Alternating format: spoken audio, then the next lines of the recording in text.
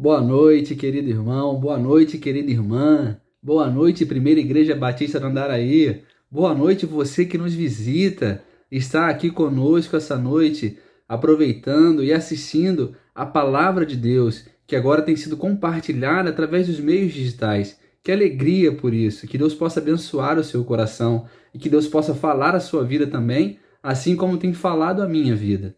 Pastor Osíris me desafiou a trazer uma palavra nesse momento em que estamos vivendo distanciamento social, falando a vocês no mês de agosto, que é o mês da juventude. Ele falou assim: essa bola, irmão, é aquela que você mata no peito e faz um golaço.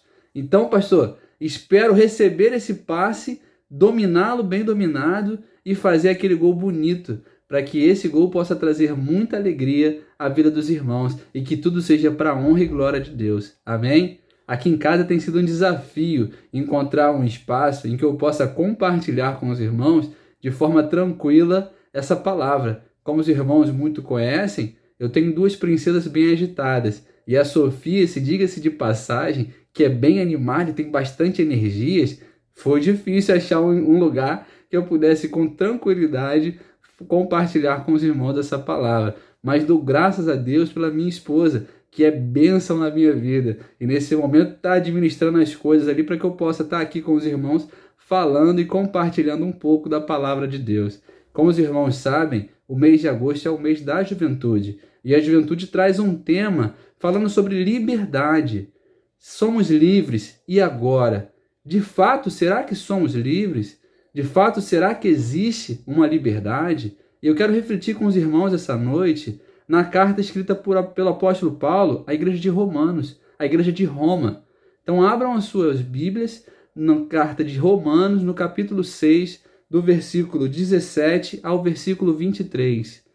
A carta de Paulo escrita à igreja de Romanos, no capítulo 6, do versículo 17 ao versículo 23. Amém? Leiamos. Mas graças a Deus que, tendo sido escravos do pecado, vocês vieram a obedecer de coração a forma de doutrina a que foram entregues, e uma vez libertos do pecado, foram feitos servos da justiça. Falo em termos humanos, por causa das limitações de vocês. Assim como ofereceram os seus membros para que fossem escravos da impureza e da maldade, que leva à maldade, assim ofereçam agora os seus membros para que sejam servos da justiça, para a santificação. Porque quando vocês eram escravos do pecado, estavam livres em relação à justiça. Naquele tempo, que frutos vocês escolheram? Somente as coisas de que agora vocês se envergonham, porque o fim delas é a morte. Agora, porém, libertos do pecado, transformados em servos de Deus, o fruto que vocês escolhem é para a santificação, e o fim, neste caso, é a vida eterna, porque o salário do pecado é a morte, mas o dom gratuito de Deus é a vida eterna em Cristo Jesus, nosso Senhor. Oremos nesse momento. Senhor meu Deus, Senhor meu Pai, graças te dou, Senhor, por estar aqui neste momento, refletindo sobre a Tua palavra. Que Tu possas me usar, Pai, para levar a Tua palavra, aquilo que Tu deseja, a essas pessoas que estão ouvindo, Pai, esse vídeo nesse momento, que estão assistindo esse vídeo. Toma essas vidas em Suas mãos, Pai. Trabalha nesses corações, trabalha nessas mentes, para que essa palavra seja guardada dentro desses corações, para que essa palavra encontre morada nessas vidas, Pai, e elas também possam ser libertas da servidão do pecado para serem servos e servas da Tua justiça, servas do Senhor. Obrigado, Pai, pela Tua palavra que foi revelada a todos nós. Obrigado, Pai, pelo Teu grande amor para conosco e que possamos, Pai, compreender aquilo que o Senhor quer nos falar. Usa a mim, Pai, como Teu instrumento, usa a mim, Pai, como Teu servo para falar aos meus irmãos nessa noite. Obrigado, Pai, por tudo que o Senhor tem me dado. Em nome de Jesus, é o que eu te peço e agradeço. Amém. Então podemos ver nessa carta que o apóstolo Paulo escreve que a igreja de Roma era uma igreja sofrida, era uma igreja perseguida, vivia a realidade de uma igreja perseguida. E a realidade de uma igreja perseguida, uma igreja em sofrimento, é uma igreja que passa realmente por dificuldades. Hoje, aqui no Brasil, temos a liberdade de expressar a nossa religião, seja ela qual for. Mas não era a realidade da igreja de Roma naquele momento. Roma era a capital do império, era onde o imperador romano, detentor de toda autoridade e força, ele reinava, onde ele ficava, onde ele imperava. E ali naquele lugar era onde a igreja de Roma ficava também. Então a perseguição ali era muito forte. As pessoas ali, elas eram mortas, porque se tivessem alguma ligação com o Evangelho de Jesus Cristo, se tivesse alguma ligação com Jesus, aquelas pessoas elas eram mortas, elas eram perseguidas. E na história vamos ver o que Nero fez e outros imperadores também puderam fazer com os cristãos, com aqueles que se diziam seguidores de Jesus Cristo. Então a realidade de uma igreja perseguida é algo que nós sequer conseguimos imaginar. Eu pude ter a oportunidade de participar de um treinamento onde a gente simula a realidade da igreja perseguida. E foram 3 dias de muito sofrimento, vivendo a realidade daquilo que você sequer imagina, de você ter a sua vida colocada em risco por dizer que é seguidor de Jesus Cristo. E aí, quando esse momento chegar, será que você teria coragem de manter-se firme e falar, olha, eu sou seguidor de Jesus Cristo? Ou será que não? Será que você voltaria atrás? Será que a vida dos seus filhos está em risco? Você dizendo que você é seguidor de Jesus e a sua família ali com você? Será que assim você teria a capacidade de afirmar que é seguidor de Cristo, tendo a vida sua e dos seus entes familiares sendo colocada em risco por causa dessa afirmação? Você tendo que, para buscar esse Deus, para se relacionar com Ele, buscar encontros às escondidas, tarde da noite, colocando a sua vida em risco, tendo que procurar meios e formas estratégicas de buscar a Deus, de liberar essa alegria que tem dentro de nós, porque uma vez transformados e salvos, somos preenchidos com uma alegria, com um amor que transborda e que quer falar a todos, mas que não pode falar. Como assim? Olha que momento difícil aquela igreja passava. Olha que situação. Olha a realidade da igreja de Roma. Uma igreja perseguida. E aqui o apóstolo Paulo escreve essa carta à igreja de Roma falando sobre a justiça. Isso parece meio contraditório, porque naquele momento eles pareciam muito injustiçados. Naquele momento eles pareciam vítimas de uma perseguição, vítimas de uma sociedade, de um governo. E muitas vezes nós somos assim também, nos sentimos vítimas. Nos sentimos vítimas da sociedade, vítimas de um governo mal estruturado, de planos mal feitos, de estratégias erradas. E o apóstolo Paulo escreve essa igreja falando de algo para eles ali que poderia não fazer muito sentido. Que justiça é essa? Que justiça pode haver numa perseguição? Por acaso tenho eu culpa de adorar a um Deus? É injusto exercer a minha religião? Que culpa há nisso? E para aqueles irmãos ali naquele momento receberem essa carta, o apóstolo Paulo fala de uma justiça que eu quero compartilhar com os irmãos essa noite. E eu quero trabalhar com os irmãos um outro ponto antes de entrar de fato na justiça. Será que existe de fato a liberdade? É meio paradoxo essa situação, porque no momento eu sou servo do pecado, no momento eu sou escravo do pecado e sirvo ao meu eu, sirvo à minha pessoa, sirvo aos meus desejos, aquilo que me traz prazer. E num outro momento eu me torno servo de Deus e sirvo à vontade de Deus. Então, que liberdade seria essa? Aquela onde eu não sou servo de ninguém. Será que existe de fato uma liberdade dessa?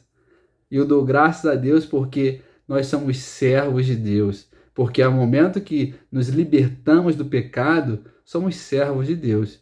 Aqui, no momento, a gente pensa somente nas minhas vontades. Penso somente no meu bem. Penso somente naquilo que me agrada. Sou uma pessoa egocêntrica, o eu no centro, o meu ego no centro.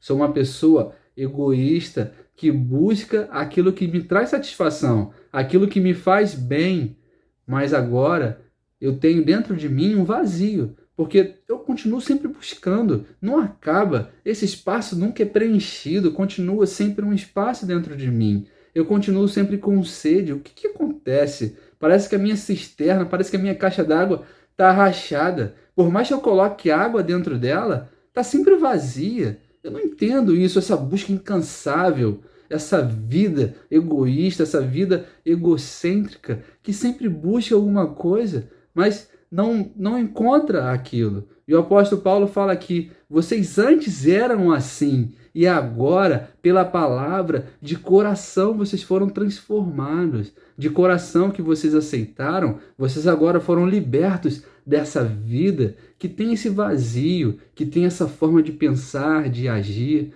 E agora vocês vivem como servos de Deus.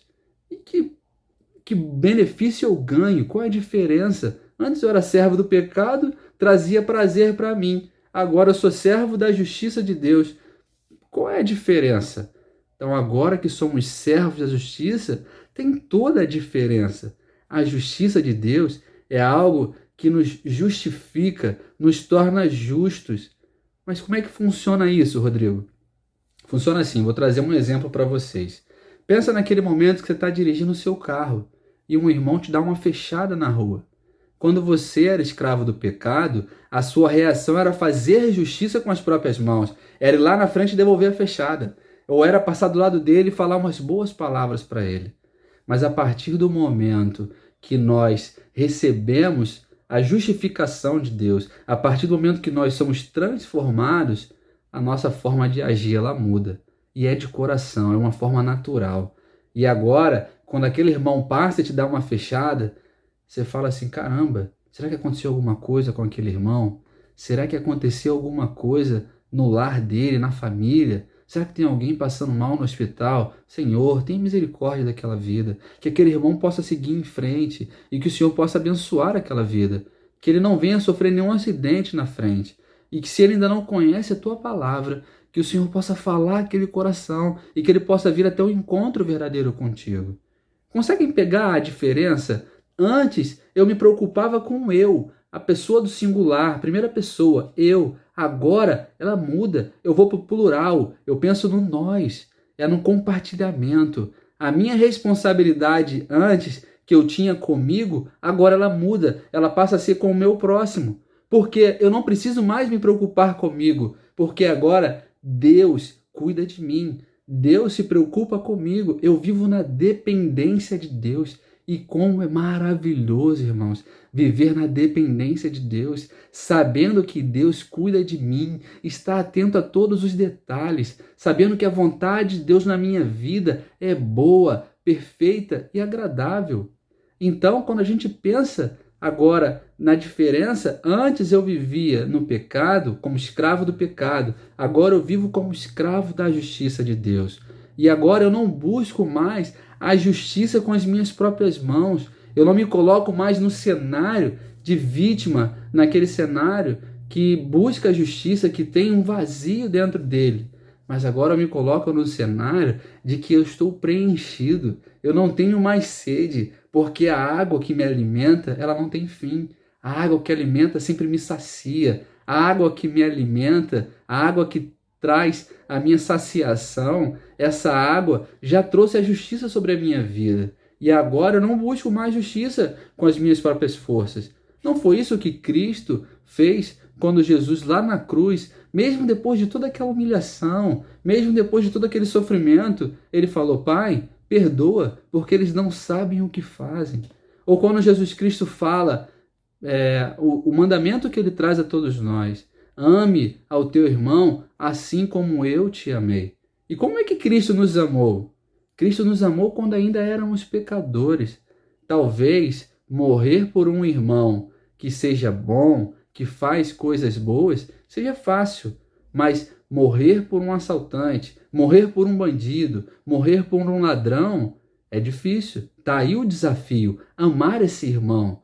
Deixar sobre ele o seu amor, deixar que Deus trabalhe através de você para fazer o bem a essa pessoa que, se você trouxer a justiça humana, comparando com a justiça, ele não merecia.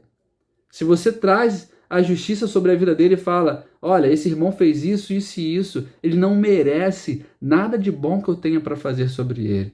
Mas se vamos amar como Deus ordenou, assim como Jesus nos orientou, ame assim como eu vos amei, devemos amar os nossos irmãos quando eles ainda estão em pecados. Isso traz o quê? Traz uma esperança. Libertos do pecado para amar com a justiça de Deus. Agora que eu fui liberto do pecado, que eu não sou mais escravo daquelas atitudes que antes buscavam sempre o meu prazer, agora eu tenho uma outra preocupação, que é uma responsabilidade com o meu próximo. Eu agora não me preocupo mais comigo porque eu sei que alguém cuida de mim. E agora eu tenho responsabilidade com o meu irmão, de levar esse amor a ele. E que por mais que eu sofra uma injustiça, eu agora posso falar a ele desse grande amor, desse amor que eu recebi e que agora eu não busco mais justiça, porque eu sei que existe alguém, aquele que entrou em mim e transformou a minha vida, e agora ele me preencheu. E eu não sou mais vítima de uma injustiça, porque eu sei que Deus está comigo.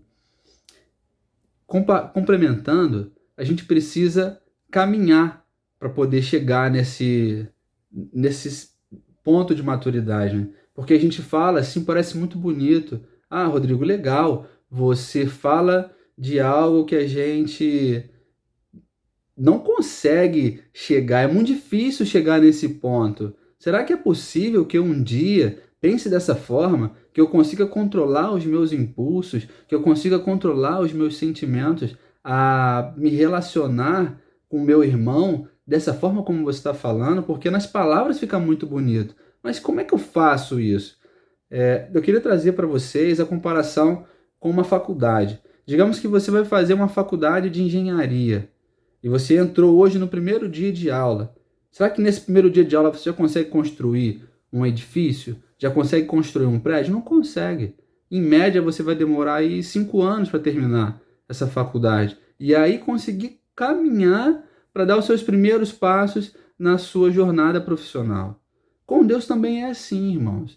Não tem como você começar a se relacionar com Deus e já atingir um grau de maturidade desse nível, nesse ponto. Existe uma caminhada, existe um processo de santificação. E como é que isso funciona? Se você vai fazer uma prova lá na faculdade, digamos que você está fazendo estatística e probabilidade. É uma matéria que exige que você busque bastante conhecimento, exercite bastante as fórmulas ali, os conceitos, o conteúdo. Se você não estudou aquele conteúdo, se você não se relacionou com aquele conteúdo, como é que você vai falar dessa palavra ali que você está aprendendo, desse estudo? Como é que você vai responder às questões da prova quando você for interpelado pelo professor? Você vai ficar ali em maus lençóis, sem saber como responder. E Deus também é assim. Deus se revelou a todos nós. Deus se descortinou, abriu o cômodo e falou assim, aqui, ó, eu quero que vocês conheçam quem eu sou. Eu quero me relacionar com vocês. Eu quero que vocês conheçam a minha vontade para a vida de vocês. Só que se eu não me relaciono com Deus, se eu não tenho vida de comunhão, não tenho intimidade com Deus, como que eu vou conseguir alcançar esse grau de maturidade que exerce esse amor pelo meu próximo, que não busca um cenário onde eu sou a vítima, mas pelo contrário, não tem mais essa busca pela justiça, porque já foi preenchido com aquilo que Deus tem. Então é uma caminhada, é um processo de santificação seu na busca com Deus. Quanto tempo demora isso, Rodrigo? Quanto tempo eu levo para chegar nesse grau? Eu quero chegar ali, eu quero amar o meu irmão, eu quero amar assim como Jesus orientou. Leva a vida inteira, irmãos. É um processo da vida inteira. Enquanto aqui estivermos, vamos passar por esse processo de santificação. Vamos militar contra a nossa carne. Estaremos sempre nessa guerra. A nossa carne querendo aquilo que traz o prazer a ela, querendo exercer a sua vontade. e o nosso espírito querendo buscar as coisas de Deus, querendo buscar aquilo que Deus tem para nos oferecer, querendo se relacionar com Deus. E a cada vez que nós conseguimos buscar a Deus, conseguimos nos relacionar com Deus, conseguimos ter uma vida de comunhão com Deus, vamos amadurecendo mais e mais. Pensa ali, você entrando no mar. Então você começa com os pés, coloca só os pés na água. E aí você sente a temperatura da água, você sente ali a textura da água, você começa a sentir e se relacionar com aquele elemento, com a água. E aí conforme você vai adentrando as suas pernas, a sua cintura, o seu abdômen, o seu peito, e aí daqui a pouco você está submerso na água. Você está se relacionando por inteiro com aquele mar, com aquele oceano, com toda aquela água. E assim é que Deus espera como que nós nos relacionemos com Ele por inteiro, não somente com os pés. Muitas vezes a gente só se relaciona com Deus com os pés, bem superficial, não tenho vida de comunhão, não busco a Deus, não me relaciono com Deus. E quando eu sou interpelado, eu sou questionado, mas espera aí, não é assim, eu não consigo compreender, eu estou cansado de ouvir pregações, fala sempre a mesma coisa, é os mesmos textos. Então quer dizer, cadê a sua vida de comunhão, a sua vida de busca, a sua vida de relacionamento com Deus? Não tem. Então, para que você consiga chegar nesse ponto em que a justiça de Deus possa falar através da sua vida, para que você consiga amar com a justiça de Deus, você precisa passar por esse processo de santificação, por esse processo de relacionamento com Deus. E para concluir, quando a gente passa por esse processo de santificação, acontece agora os frutos que são dados através das nossas vidas. Como uma árvore de maçã, um pé de maçã, que antes se alimentava do pecado, as suas raízes se alimentavam naquele pecado, ele produzia frutos que agora ele se envergonha daqueles frutos, que eram frutos para o seu bel prazer, frutos para o seu próprio consumo, frutos que apodreciam ali na própria árvore e não alimentavam ninguém. Agora ela é uma árvore que se preocupa com o próximo, que produz frutos para alimentar as outras pessoas, que produz frutos para trazer amor, para trazer alegria. As suas raízes foram libertas daquele pecado e se alimentam agora de uma fonte que não tem fim, se alimentam de uma fonte que traz alegria, que traz amor, porque de fato, se antes praticávamos coisas com o nosso corpo que nos levava à morte, nós éramos escravos do pecado, agora praticamos coisas que nos levam à vida eterna com Deus. E esse amor que nos traz, esse amor que fala ao nosso coração, deve ser compartilhado com o próximo, deve ser compartilhado com os nossos irmãos. Se antes a minha caixa d'água estava rachada e a água não parava dentro, agora pelo contrário, ela está toda selada e ela transborda água, transborda amor, transborda alegria. E é essa mensagem que nós temos que levar aos nossos irmãos e falar aos seus corações. Então, com a palavra que eu trago essa noite para vocês, eu espero que você possa falar ao seu irmão, que você possa falar ao seu vizinho, que você possa falar ao seu colega de trabalho, desse amor, dessa palavra, dessa justiça que Deus coloca em nossas vidas. E que por mais que nós sejamos injustiçados, não busque justiça, busque relacionamento com Deus, busque compreender o que aquele irmão está passando nesse momento. Porque Deus quer fazer uma obra através de você. Deus quer alcançar vidas através de você. Que os seus frutos sejam frutos para abençoar o seu irmão, para abençoar o seu próximo. Que essa palavra que eu trouxe essa noite, que Deus está me usando para falar, possa guardar no seu coração, possa encontrar morada em sua vida. E que essa palavra também seja compartilhada com outros irmãos, para que eles também possam receber essa mesma alegria e desse mesmo amor. Que Deus a todos abençoe e que tenhamos uma semana abençoada, repleta da presença de Deus em nossas vidas. Amém.